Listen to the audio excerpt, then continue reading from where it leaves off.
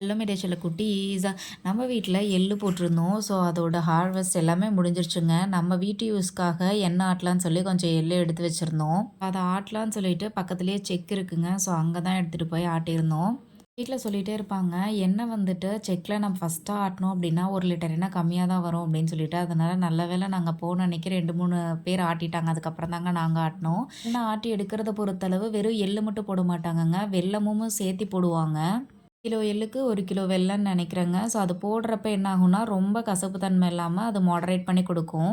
வந்து பார்த்தீங்கன்னா, எண்ணெய் ஆட்டுனோனையுமே இந்த மாதிரி கசரோட தாங்க இருக்கும். நம்ம வந்து அத 2, 3 நாள் வீட்ல வந்து தெளிய வச்சு அதுக்கப்புறம் தான் ஃபில்டர் பண்ணணும். இங்க தலைவாசல் சைட்ல எப்படின்னா, புண்ணாக்கு வந்து அவங்களே வச்சுட்டாங்கன்னா, எண்ணெய் ஆட்டுறதுக்கு வந்து ஃப்ரீங்க. ஊர்லலாம் எப்படின்னு சொல்லிட்டு கமெண்ட் செக்ஷன்ல சொல்லுங்க.